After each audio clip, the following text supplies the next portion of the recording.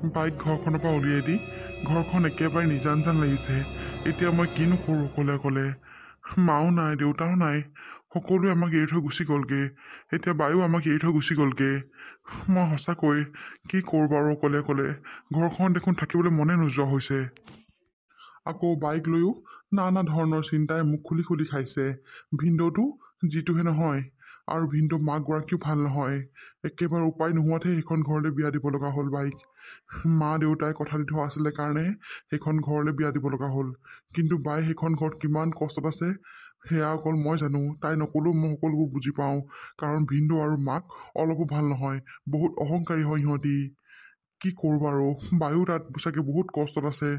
ইয়াত ময়ো অকলে অকলে আছোঁ। সঁচাকৈ বৰ উপায় নাইকিয়া হৈছে। বাইকটোতো ঘৰতে ৰাখিব নোৱাৰোঁ বাৰু, ছোৱালী জীৱনটো এনেকুৱা। এখন ঘৰত জন্ম হ'লে এখন ঘৰত মৃত্যু হ'বই লাগিব। কিন্তু হ'লেও বাইকনো কষ্টত থকা মই কেনেকৈ চাওঁ বাৰু। মনটো একেবাৰে ভাল লগা নাই। অকলে অকলে দেখোন একো এটা খাবলৈও মন যোৱা নাই। কিনো কৰোঁ নহয়, ঘৰখনত অকলে অকলে একেবাৰে থাকিবলৈ মন নাযায় অ'। সঁচাকৈ বৰ দিগদাৰ হ'ল দেই মোৰ। অকণমান ওলাই যাওঁচোন তিনিআলি ফালে, মনটোকে অকণমান ভাল লাগে নেকি। ৰাহুল, ৰাহুল, তই ঘৰত আছনে বাৰু? আকৌনো কোন আহিলে? আছোঁ, সোমাই আহকচোন ভিতৰলৈ। খুৰা আপুনিহে? মই আকৌ। কিয়, তই ক'ৰবাত যাবলৈ ওলাইছিল নেকি? ইমানকৈ বাহিৰৰ পৰা চিঞৰি আছোঁ, একেবাৰে শুনাই পোৱা নাই তই। ভিতৰত আহি মাতোতেহে শুনিছহি। ক'ৰবাত যাৱ নেকি তই? নাই খুৰা, এনেই অকণমান ওলাই যাওঁ বুলি ভাবিছিলোঁ। ঘৰখনত অকলে অকলে থাকি মনটো একেবাৰে ভাল লগা নাই মোৰ। কিনো কৰোঁ, মোৰ একো উপায় নাইকিয়া হৈছে খুৰা। ৰাও, মই তোৰ সকলোবোৰ কথা বুজি পাইছোঁ। আৰু ইমানডাল ঘৰত অকলে অকলেনো কেনেকৈ থাক নহয় জানো? এই বাইদেউ খুৰীদেউ এই সৰুতে এৰি থৈ গুচি গ'ল সেই ল'ৰা ছোৱালীহালক। বৰ কষ্ট ডাঙৰ দীঘল হ'ল তহঁতিও। তহঁতৰ জন্মৰ কথা মোৰ একেবাৰে চকুৰ আগত আছেহি আৰু। কেনেকৈ ডাঙৰ হৈছ, কিমান কষ্ট ডাঙৰ হৈছ, এয়া মোক নক'লেও আমি সকলোৱে দেখিছোঁৱেই, গম পাওঁনে? তাকে মই তোৰ ওচৰপৰা আহোঁগৈচোন, অকলে অকলেনো কিনো কৰিছ বোলো, সেই বুলিহে আহিলোঁ পাই তোৰ ওচৰলৈ। সঁচাকৈ খুৰা, জীৱনটোত দেখোন দুখৰ বাদে একোৱেই দেখি নাপালোঁ। বাৰু, ভগৱানে যেনেকেই লিখিছে আৰু তেনেকেই হ'ব। এইবোৰ বাদ দিয়ক বাৰু। পিছে আহিলে ভালে কৰিলে খুৰা। ময়ো সেই অকলে অকলে থাকি মই বোলো সেই তিনিআলিত পাহোঁগৈ বুলিহে ভাবিছিলোঁ। আহক আহক খুৰা, বহকহি আহক। মই বহিম বাৰু। পিছে ৰাহুল, মই এটা বৰ ডাঙৰ কথা শুনি আহিলোঁ। তোক তাকে কওঁ নে নকওঁ ভাবি আছোঁ মই। কি কথানো খুৰা, কওকচোন বাৰু। কথাটো কেনেকৈনো আৰম্ভ কৰোঁ ভাবিয়ে পোৱা নাই মানে কি কথানো খুৰা, কওকচোন। মোৰ দেখোন ভয়হে লাগিছে। তই জন্ম হোৱা 2-3 বছৰৰ পিছতেই তোৰ এটা বৰ ডাঙৰ বেমাৰ হৈছিলে সেইবোৰ বাৰু তই গম নাপাৱ। সেই বেমাৰটোত বহুত পইচা পাতি লাগিছিলে। তেতিয়া ইমান আৰু তহঁতৰ পইচা পাতি নাই নহয়। বাপেৰেও আৰু খেতি বাতি কৰিহে চলিছিলে। তেতিয়া মানে ভগৱানেও আৰু কি লীলা কৰি থৈছে নাজানো নহয় কোনেও। তেওঁলোকো যে ইমান সোনকালে তহঁতক এৰি থৈ যাব সেয়াও কোনো নাজানে। তেতিয়া মানে এই ঘৰে মাটিয়ে গোটেই বস্তুবোৰ গাঁওবুঢ়া দেউতাৰ ওচৰত দি থৈ গৈছিলে এটা চুক্তিত, যে মোৰ ল'ৰাকেইটা ডাঙৰ হ'লে, ল'ৰা ছোৱালীটো ডাঙৰ হ'লে, কৰি খাব পৰা হ'লে মানে এই মাটি বাৰীখিনি সকলোবোৰ লৈ ল'ব বুলি। এতিয়া শুনিছোঁ তেওঁলোকে হেনো এইবোৰ চব লৈ ল'ব। কি খুৰা, এইবোৰ আপুনি কি কৈছে? পিতাই, এয়াই সত্য। মই সকলোবোৰ শুনি আহিছোঁ। মই বোলো একেবাৰে তোকো কথাটো জনাই থৈ যাওঁ। তইতো এইবোৰ কথা গম নাপাওঁ বুলি মই গম পাওঁ বাৰু। তাকে বোলো তোক জনাই থৈ যাবলৈহে আহিলোঁ। খুৰাটোৱে তোৰ জীৱন বচাবলৈহে এইবোৰ কৰিছিলে। কিন্তু এতিয়া যে এনেকুৱা কাল ধুমুহা আহিব কেতিয়াও ভবা নাছিলোঁ ময়ো। খুৰা, আপুনিতো জানেই মোৰ উপাৰ্জনৰ পথ একোৱেই নাই। মই অকল পিছফালৰ বাৰীখনত খেতি পথাৰ কৰিয়ে তেনেকেই চলি আছোঁ। শাক পাচলি কৰি তেনেকেই বিক্ৰী কৰি তেনেকেই চলি আছোঁ। কিন্তু এতিয়া মই যদি সকলোবোৰ মাটি বাৰী ঘৰে দুৱাৰে গোটেই ভেটিয়ে মাটি দি দিওঁ, মই ক'ত থাকিম, কেনেকৈ খাম, কেনেকৈ চলিম খুৰা? এইবোৰ মই কি শুনিবলৈ পাইছোঁ? মোৰ একদম মূৰটো দেখোন অচন্দাই গৈছেগৈ। ৰাহুল, তই ইমান টেনশ্যন নল'বি, অলপমান ধৈৰ্য ধৰ। যদি টকাকেইটা উভতাই দিব পাৰ তেতিয়াহ'লে তই ঘৰে মাটিয়ে ভেটিয়ে সকলোবোৰ তই পাবি। যদি টকাকেইটা উভতাই দিব নোৱাৰ তেতিয়াহ'লে সেই সকলোবোৰ দি দিবগৈ লাগিব। কাৰণ গাঁওবুঢ়া দেউতাৰ ওচৰত আজিৰ পৰা সিহঁতে 20 বছৰ আগতেই এয়া সকলোবোৰ চুক্তিবদ্ধ কৰি থৈ গৈছে। তেওঁ বহুতখিনিয়ে সময় দিলে তোকো। তই কথাবোৰ পাতি চাবি ভালকৈ। গাঁওবুঢ়া দেউতাক আৰু ময়ো ক'ম বাৰু দে, তই চিন্তা নকৰিবি। তই ৰ এতিয়া মই যাওঁ মই এইখিনি কথা ক'বলৈহে আহিছিলোঁ তোৰ ওচৰলৈ অঁ ঠিক আছে খুৰা হে ভগৱান এইবোৰ তুমি কি দিন দেখাইছা মোক কি দিন দেখাইছা ইটোৰ পিছত সিটো সিটোৰ পিছত সিটো সিটোৰ পিছত সিটো অকল মোৰ জীৱনলৈ ধুমুহাই আনি আছা তুমি গোটেই যদি খেতিয়ে পথাৰে ঘৰে মাটিয়ে দি দিওঁ মই ক'ত থাকিম মই কেনেকৈ চলিম মই দেখোন পথৰ ভিখাৰী হ'ব লাগিব মা দেউতাইতো এৰি থৈ গুচি গ'লগৈ কিন্তু গোটেই জীৱনৰ জঞ্জাল সোপা মোৰ মূৰতে দি থৈ গ'লগৈ মা দেউতা তোমালোকে য'তেই আছা মোক আশীৰ্বাদ কৰিবা এইবোৰ তোমালোকে কৰি থৈ যোৱা কাম যিবোৰ মই এতিয়া ভুগিব লগা হৈছে এইবোৰ কথা বাইক মই এটাও ক'ব নোৱাৰোঁ আকৌ নক'লেও তাই যদি বেলেগৰ মুখে গম পায় বৰ বেয়া কথা হ'ব তাই ক'লে আকৌ তাই টেনশ্যন ল'ব এফালে ভিনদেউহঁতৰ ঘৰৰ টেনশ্যন ল'ব নে তাই মোৰ টেনশ্যন ল'ব সঁচাকৈ একেবাৰে উপায়হীন হৈ পৰিছোঁ ময়ো যাওঁ ঘৰখনৰ পৰা অকণমান ওলাই যাওঁচোন মনটোকে অকণমান ভাল লাগে নেকি ভাইটিলৈ বৰকৈ মনত পৰিছে কিনো কৰিছে ঠিক নাই অকলে অকলে আগতে মই নহ'লে ভাতে নাখায়হি এতিয়াতো মই নাই খোৱা লোৱা কেনেকৈ কৰিছে কি কৰিছে একো গমেই পোৱা নাই ফোনটো কৰিবলৈ নিদিয়ে মই যোন ঘৰ মানুহ ঘৰলৈ বিয়া হ'লোঁ নহয় সঁচাকৈ কৈছোঁ নহয় মানে শাহু মাজনীও ইমান বেয়া নহয় মাইকী মানুহ ইমান নিৰ্দয় থাকে বুলি মই এঘৰ মানুহৰ ঘৰত আহিহে গম পাইছোঁ দেই নাজানো আৰু মা দেউতায়ো কিন্তু চুক্তিবদ্ধ কৰিলে এখন ঘৰৰ লগত যাৰ কাৰণে মই জীয়াই মৰিব লগা হৈছে এখন ঘৰত বিয়া নহয় ঘৰতে থকা হ'লে ভাল আছিলে তাতে মই অন্ততঃ সুখত থাকিব পাৰিলেন মোৰ ভাইটিৰ মুখখন চাই থাকিব পাৰিলেন এতিয়া না মই ঘৰলৈ যাব পাৰিছোঁ না ভাইটি ইয়ালৈ আহিব পাৰিছে না মই ফোনত ভালকৈ কথা পাতিব পাৰিছোঁ একোৱেই কৰিব নোৱাৰোঁ মই অকল কামেই কৰি থাকিব লাগে এখন ঘৰত সঁচাকৈ মোৰ জীৱনটো এনেকুৱা আছিলে নেকি ভগৱান মোৰ ভাগ্যখন এনেকুৱা আহিছিলে নেকি বাৰু সকলোবোৰ কাম শেষ কৰাৰ পিছতো ভাতকেইটা খাবলৈ নাপাওঁ অকল এটা টাইমে ভাত খাবলৈ দিয়ে মোক নাজানো মই জেলত আছোঁ নে মোৰ মানুহজনৰ ঘৰত আছোঁ নে মই ক'ত আছোঁ মই একো গম নাপাওঁ সকলোবোৰ ভগৱানকে দিছোঁ আৰু সকলোবোৰ ভগৱানক দিছোঁ জীৱনত বহুত কষ্ট পালোঁ সৰুতে মা দেউতাক হেৰুৱালোঁ ভাইটিয়ে সেই ইমান ডাঙৰ বেমাৰটো তেনেকৈ মাহঁতে কিমান কষ্ট কৰি চিকিৎসা কৰি তাক পঢ়াই শুনাই মোকো পঢ়াই শুনাই ডাঙৰ মানুহ কৰিলে যিমানখিনিলৈকে পাৰিলে সিমানখিনিলৈকে পঢ়ালে আৰু তাৰপিছত এয়া আহি পেলাই মই এইখন জমৰ যন্ত্ৰণা ইয়াত ভুগি আছোঁহি সঁচাকৈ এনেকুৱাবোৰ ভাবিলে মানে কৈছোঁ নহয় ঘৰৰ পৰা পলাই গুচি যাবলৈ মন যায় মোৰ ক'ৰবালৈ গোটেই জীৱনটো দুখতে কটাব লাগিব যেন পাইছোঁ সৰুতে মা দেউতাক হেৰুৱালোঁ এতিয়া সেই ভাইটিক অকলশৰীয়া কৰি বিয়া হৈ এখন ঘৰলৈ আহিলোঁ কিন্তু এইখন ঘৰত মানুহৰ লগত আছোঁ নে মই জানোৱাৰ লগত আছোঁ একো ধৰিবই নোৱাৰোঁ অলপো পাৰ্থক্যই নাই সঁচাকৈ কি যে ভুল কৰিছিলোঁ নহয় মই বিয়াই হ'ব নালাগিছিলে সঁচাকৈ বিয়াই হ'ব নালাগিছিলে ময়ো বৰ দুখত আছোঁ মই ভাইটি মা তোমালোকে মোক কি চুক্তিবদ্ধ এখন ঘৰলৈ বিয়া দিবলৈ চুক্তি কৰি থৈ গৈছিলা বাৰু ঐ মৰ্টি তোক ইমানকৈ মৰিছে জানি আছোঁ তই কি কালৈ হ'লে নেকি হা ৰুমত সোমাই তই কি কৰি আছ অঁ মা মোক মাতি আছিলে নেকি মা মই শুনাই নাছিলোঁ মা কওকচোন কিয় মাতিছিলে ৰুমত সোমাই আৰু বেলেগ কথা চিন্তা কৰি থাকিলে তই কি মোৰ মাত শুনিবি নেকি হা কিয় মাতিছিলে বাথৰুমত কাপোৰ পৰি আছে কোনে দিব গোহালি চাফা কৰিবলৈ আছে বাচন বৰ্তন ধুবলৈ আছে যা সকলোবোৰ কাম ইমিডিয়েট কৰগে মা মোৰ গাটো একেবাৰে ভাল লগা নাই অকণমান লাহেকৈ কৰোঁ নেকি দুপৰীয়া খাই বৈ উঠাৰ পিছৰ পৰাই গাটো অকণমান বেয়া লাগি আছে মোৰ অকণমান লাহেকৈ কৰিলে হ'বনে মা তোৰতো এনি টাইম আৰু গা বেয়া আমুক বেয়া তামুক বেয়া ভুচুক বেয়া তোৰতো আৰু সদায় মই কৈছোঁ এটা নহয় এটা থাকিবই আৰু তোৰ এইবোৰ বাহানা ইয়াত নচলিব তই ইয়াত এনেই খাই থাকিবলৈ পোৱা নাই অ' এনেই খাই থাকিবলৈ পোৱা নাই যৌতুকত একোটা দিব নোৱাৰি দেই তোক ইয়াত আমি এনেই খুৱাই বৈ ৰাখিম তই কাম কৰিব লাগিব তই ইয়াত চাকৰণি খাটিব লাগিব চাকৰণি মা এনেকৈ কিয় কৈছে মা মই দেখোন সকলোবোৰ কাম কৰোঁৱেই আজি গাটো বেছিকৈ বেয়া লাগিছে সেইকাৰণেহে মই অকণমান লাহেকৈ কৰিম বুলি কৈছোঁ মইতো কামকেইটা নকৰোঁ বুলি কোৱা নাই মই অকণমান লাহেকৈ কৰিম মা অকণমান মই ৰেষ্ট লৈ ল'ম বুলিহে কৈছোঁ মা একো ৰেষ্ট ফেষ্ট ল'ব নালাগে ইমিডিয়েট যা ইমিডিয়েট মই যিটোকে কৈছোঁ সেইটোকে কৰ নহ'লে জানে নহয় গৰম লোহা পিঠিত লগা একেবাৰে গা বেয়া কৰি পেলাম আকৌ তেতিয়া গম পাই যাবি যা এতিয়াই যা মাৰে বাপেৰেতো মৰি গ'ল এই কিনো মোৰ তেখেতে এজনী কলংক যদি চপাই থৈ গ'ল নহয় ক'ব নোৱাৰোঁ আৰু মই মানুহৰ মান ইজ্জত ৰাখিবৰ কাৰণেহে মোৰ মান ইজ্জত ৰাখিবৰ কাৰণেহে তোক এখন ঘৰলৈ বিয়া পাতি আনিলোঁ নহ'লেতো তোক মই বিয়া পাতি আনিম নেকি আমাৰ ঘৰলৈ তোক মই মানুহৰ আগত যাতে লাজ নাপাওঁ মানুহৰ আগত সকলোৰে আগত কথা চুক্তিবদ্ধ কৰা আছিলে সেইটো কাৰণে তোক এখন ঘৰলৈ বিয়া পাতি আনিব লগা হ'ল নহ'লে তোক আমি এখন ঘৰলৈ কেতিয়াও বিয়া পাতি নানো গম পাওঁনে তাই মা কওকচোন এইটো কি মোৰ ভুল আছিলে নেকি মা আপুনি এই ভুলৰ শাস্তি আপুনি মোক কিয় দিছে মোৰ মা দেউতাই নাজানো শহুৰ দেউতাৰ লগত কি চুক্তিবদ্ধ কৰিছিলে মই একো নাজানো তেওঁ এতিয়া এখন পৃথিৱীৰ পৰা গুচি গ'লগৈ কিন্তু আপোনালোকে মোক ইমান কষ্ট কিয় দিছে মা মইতো এই বিষয়ে একোৱেই নাজানো আপোনালোকে মোক কষ্ট নিদিব, কষ্ট নিদিব। একমাত্ৰ তোৰ শহুৰ দেউতাৰ কাৰণে তই আজি আমাৰ ঘৰত বোৱাৰী হিচাপে থাকিবলৈ পাইছ। তেওঁতো এখন পৃথিৱীৰ পৰা গুচি গ'লগে, কিন্তু ডিঙিত মোক এইজনীক ওলমাই থৈ গুচি গ'লগে। সকলো মানুহৰ আগত কথা দিয়া আছিলে, সেইবাবেহে আনিলো। নহ'লে তোক মই এখন ঘৰলৈ কেতিয়াও নানিলো, গম পাওঁ নে তাই?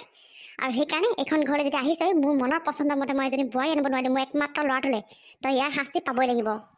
মা, মোক আপোনালোকে একো নকৰিব মা। মই ইয়াৰ ভুলৰ শাস্তি কেনেকৈ ল'ম কওকচোন মা, কেনেকৈ ল'ম? কাৰণ মই তেতিয়া একেবাৰে সৰু আছিলোঁ, মই একোৱে নাজানো এইবোৰ কথা। আৰু আপোনালোকে যদি মই আপোনালোকৰ মন পচন্দৰ মানুহ নহয়, তেতিয়াহ'লে মোক আপোনালোকে বিয়া পাতি আনিবই নালাগিছিলে মা। মোক বিয়া পাতিও আনি পেলাই ইয়াত এতিয়া জমৰ যন্ত্ৰণাত মই ভুগি আছোঁ, জমৰ যন্ত্ৰণাত ভুগি আছোঁ মই। জমৰ যন্ত্ৰণা? তই ইয়াতকৈ কঠোৰতকৈ কঠোৰ শাস্তি পাবি। আই, মোৰ এটাই ল'ৰা আছিলে, তালৈ মোৰ কিমান সপোন আছিলে, কিমান আশা আছিলে মোৰ, যে ভাল ঘৰৰ পৰা ছোৱালী আনিম, যৌতুকৰ নামত ঢেৰ সম্পত্তি ল'ম। আৰু এই শহুৰ দেউতাই তোৰ কি কৰি থৈ আহিলে মই একো ক'ব নোৱাৰোঁ। মানে কৈছোঁ নহয়, এতিয়া মই তোৰ লগত ইয়াত ফচি থাকিব লগা হৈছে। এই শাস্তি তই কেতিয়াও নোপোৱাকৈ নাথাক, তই পাবিয়েই এই শাস্তি। তোৰ মাৰে বাপেৰে কৰা ভুলৰ ফল তই ভুগিব লাগিব, তই। মা, আপুনি মোৰ মা দেউতাৰ কথা তেনেকৈ নক'ব মা।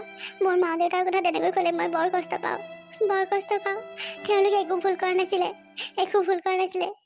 মোৰ দেউতা আৰু শহুৰ দেউতা একেবাৰে ঘনিষ্ঠ বন্ধু আছিলে। সেই তেতিয়াতে চুক্তি কৰিছিলে যে মোৰ দেউতাই মোক আপোনাৰ ল'ৰালৈ বিয়া দিব বুলি, আৰু দুইজন বিয়নী বুলি মাতিব বুলি। আৰু একেবাৰে ঘনিষ্ঠ বন্ধু আছিলে কাৰণে এইখিনি কৰি থৈ গৈছিলে। কিন্তু নিয়তিৰ খেলানো কোনে জানে যে তেওঁলোক এখন পৃথিৱীৰ পৰা ইমান সোনকালে যাবগৈ বুলি। কিন্তু তেওঁলোকৰ বহুত হেঁপাহ আছিলে যে মই আপোনালোকৰ ঘৰত মই বোৱাৰী হওঁ, আৰু সেইকাৰণে গোটেই ৰাইজৰ আগত এই কথাটো চুক্তিবদ্ধ কৰিছিলে, যাৰ কাৰণে মই আজি ইয়াত ফচি থাকিব লগা হৈছে। কি তই ইয়াত ফচি আছ? তই যদি ইয়াত ফচি আছ, তেতিয়াহ'লে এখন ঘৰে গুচি নাযাওঁ কেলে? মাৰ ঘৰলৈ গুচি নাযাওঁ কেলে? তইতো গুচি গ'লে বহুত ৰক্ষা পাম মই। তেতিয়া লগে লগে মোৰ বাবালে বেলেগ এজন ছোৱালী আনি বিয়া পতাই দিম মই। আপুনি এইবোৰ কি কথা কৈছে? আপুনি এওঁক মই থাকোঁতে আপুনি বেলেগক বিয়া পতাই দিয়া কথা কৈছে যে? মই এওঁৰ পত্নী। আপুনি এইবোৰ ভুল কেতিয়াও নকৰিব মা, এইবোৰ ভুল কেতিয়াও নকৰিব। আৰু মই এখন ঘৰেনো ক'লে যাম মা? আপুনি যে মোক গুচি যাবলৈ কৈছে, মইনো ক'লে যাম? মোৰ ঘৰখনলৈ উভতি যাব মই নোৱাৰোঁ। ভাইটিক আৰু মই কষ্ট দিব নোৱাৰোঁ। ভাইটিয়ে বহুত কষ্ট কৰি ঘৰখন চলায়, আকৌ যদি মই উভতি যাওঁগৈ ইয়াৰ পৰা, আমি কেনেকৈ চলিম?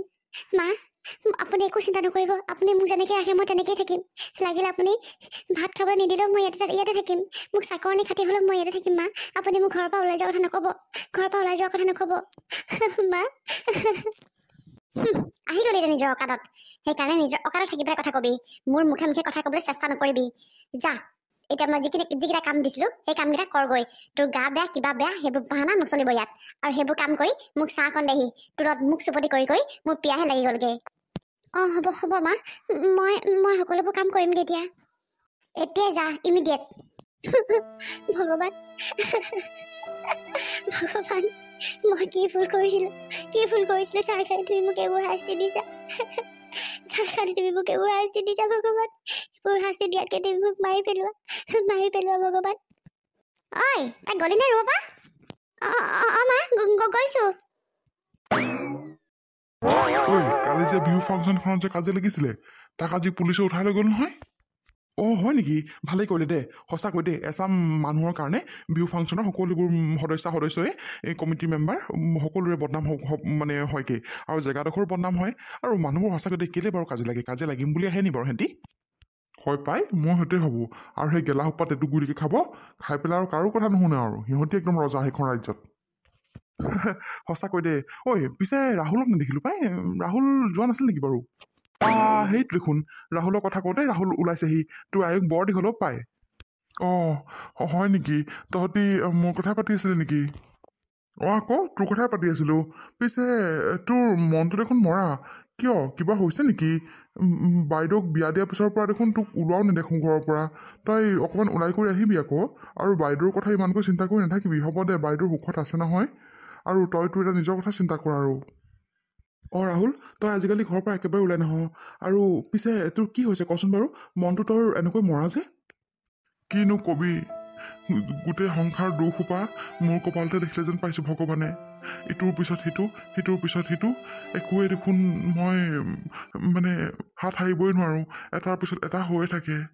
নাজানো আৰু মোৰ কপালত কি আছে, নে এনেকৈ গোটেই জীৱন পাৰ কৰিব লাগিব, নাজানো আৰু। এনেকৈ কিয় কৈছ? কি হ'লনো তোৰ? কচোন আমাক। ৰাহুল, কি হৈছে তোৰ? তই আমাক সকলোবোৰ খুলি ক'ব পাৰ, কচোন। কোনফালৰ পৰা আৰম্ভ কৰোঁ, ক'ত শেষ কৰিম, একো বুজি পোৱা নাই মই। আৰু তহঁতে ক'লেওনো তহঁতি মোক কি সহায় কৰিব পাৰিবি কচোন? তহঁতি অকল শুনিহে থ'ব পাৰিবি। যদি পাৰোঁ আমি নিশ্চয় সহায় কৰিম। ৰাহুল, কচোন কি হৈছে তোৰ?